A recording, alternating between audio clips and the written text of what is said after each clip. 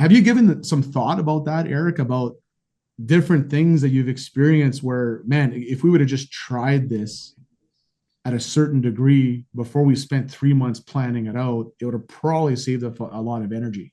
Yeah, for sure. I'm just trying to think of something that's coming to mind right now. But yeah, I do think that there are times where maybe too much time is spent thinking about how we're going to do the thing versus doing the thing. And then I can speak specifically to implementation of software. So when I was doing the implementation of Sophie, we were at one of the local mines here, and we were going through.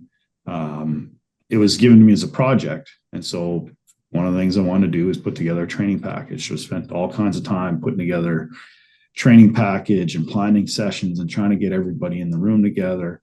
Finally, get everybody in the room together, and we're going through this uh, training presentation, step by step, how to open the app, how to open the tablet, because at that point, tablets were completely foreign to most people.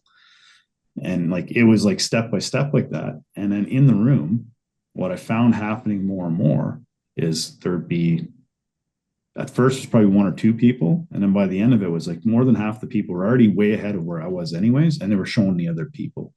And it was like, actually, do I really need all of this in-depth, step-by-step proceduralized training? Maybe for some people, but for most people, it was intuitive and they were running with it. So I burnt a whole lot of time and energy putting things and worrying about things that actually never came to be.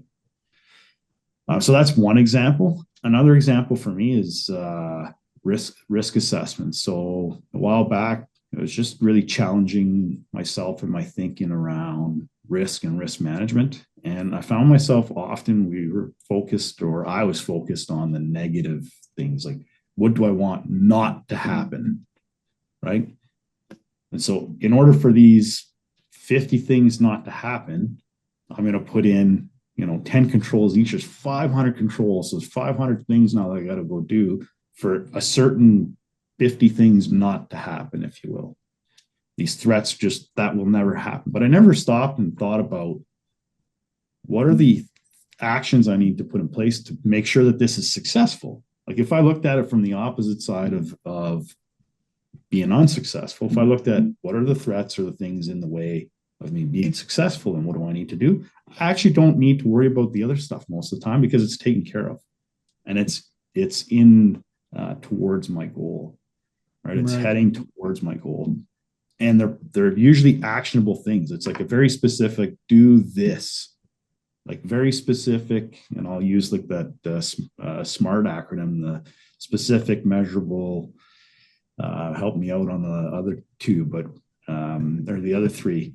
But that's what it is. If it's specific and measurable, I can see it, I can visualize it, I can get it done. So I think maybe that's what you're talking about, action. I'm not burning gas on things that I, maybe not need, or that it makes me feel really good, but doesn't help me get towards my goal.